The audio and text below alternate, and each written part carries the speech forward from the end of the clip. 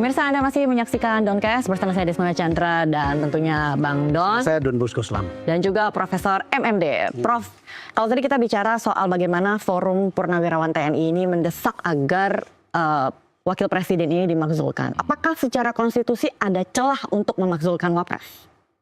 Celah atau peluang peraturan ada dua. Kalau celah itu mungkin politis. Iya.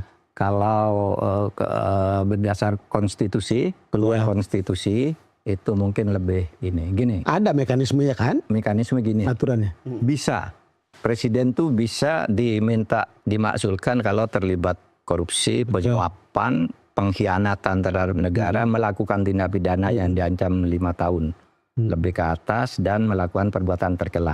Perbuatan tercela. Ya, perbuatan tercela ini kan sangat fleksibel. Ya, subjektif. Tidak ada ukurannya loh, belum ada hukumnya. Tapi itu kan nanti keputusan politik. Politik jadinya. Tercela itu politik. Tidak ada undang-undang. Apa yang dikatakan tercela gitu tidak ada. Cari pasal berapa, undang-undang nomor berapa.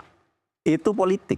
Dan perbuatan tercela yang dilakukan setelah dia menjabat sebagai pejabat negara. Bisa sebelumnya juga. Bisa sebelumnya juga. Kan di situ tidak disebutkan, maka saya katakan politis.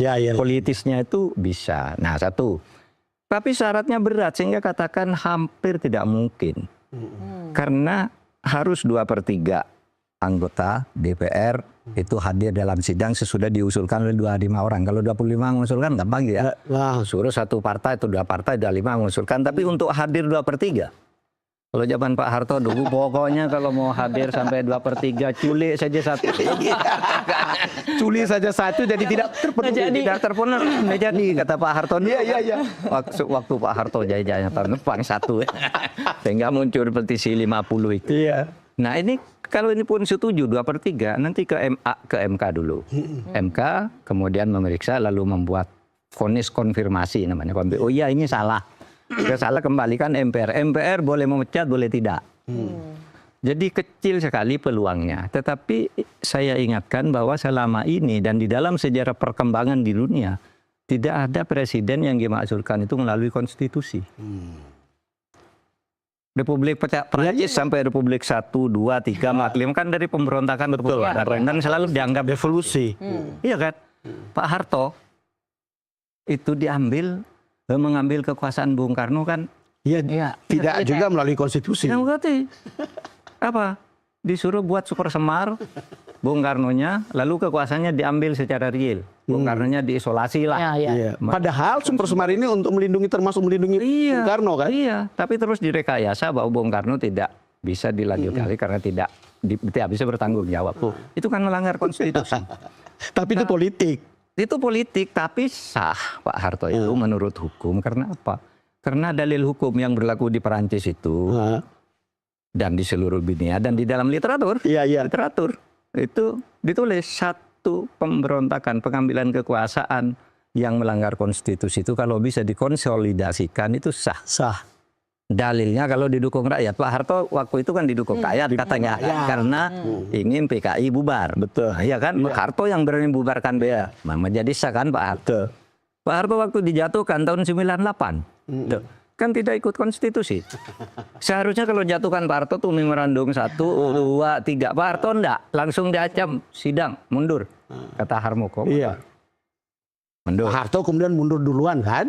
Tidak menunggu sidang. Iya, tidak nunggu Senin. Kalau Senin tidak mundur, kata Harmoko, MPR sudah siap memecat Pak Harto kan gitu kan. Gus Dur.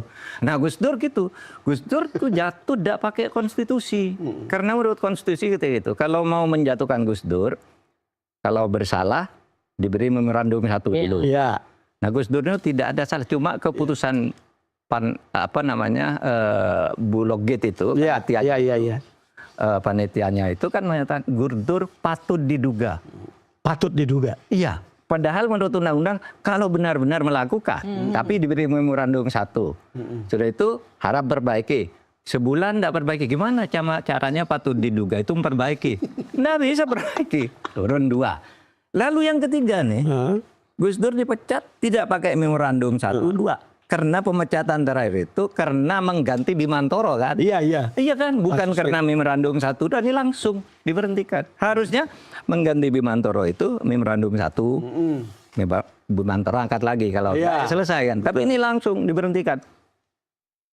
Satu lagi, KPPR nomor 3 tuh. Pemberhentian presiden itu harus dihadiri oleh semua partai yang ada. Pada waktu itu ingat, PDKB, Partai Demokrasi Kasih Bangsa, tidak mau hadir sidang itu. Tidak ikut. Tidak sah menurut konstitusi, tidak sah pemerintahannya.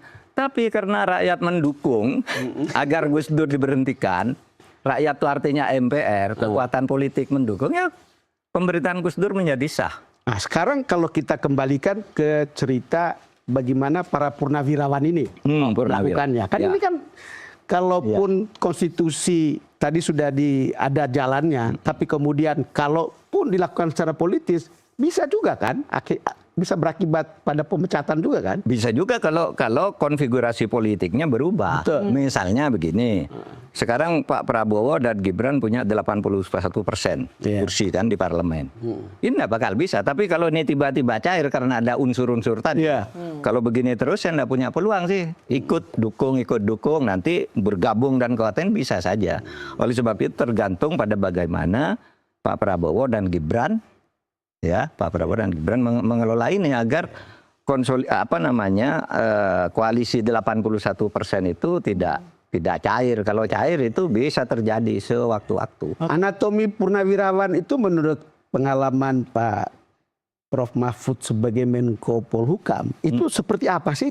Kan ini kan bukan atas nama institusi yang resmi kayak Pabri atau apa gitu.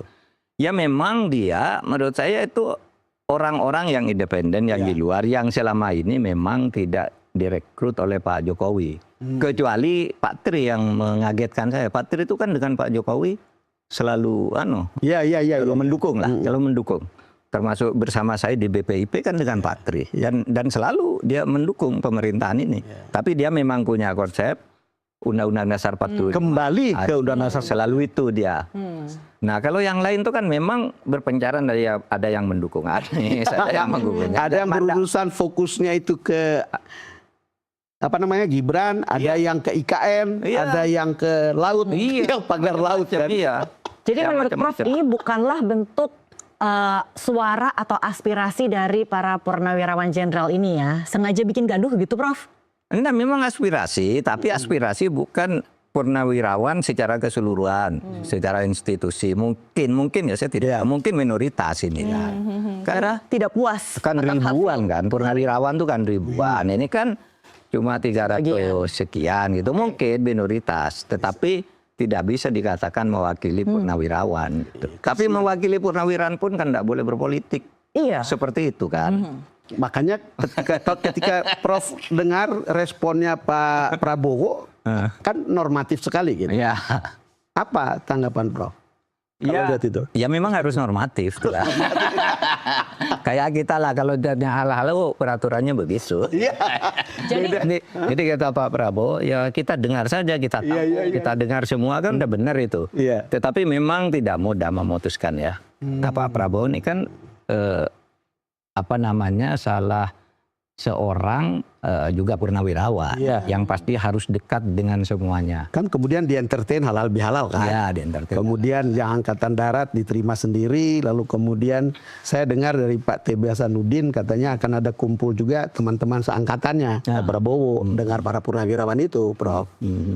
Jadi sudah benar gitu ya Prof, kalau Presiden Prabowo ini tidak memberikan respons atas usulan atau rekomendasi. Ada respon.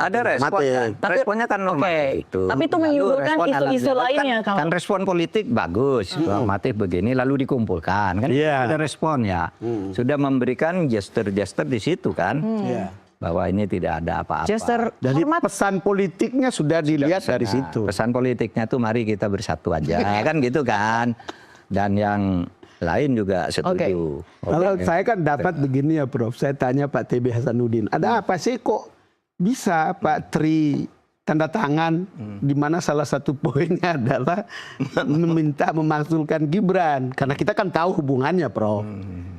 Wah Bang katanya, itu macam-macam itu yang saya bilang tadi. Iya. Itu macam-macam orang, itu macam-macam poin juga. Macam-macam poin. Poin pemakzulan itu dia duga ini pasti dari Pak Fadrul Razi nih.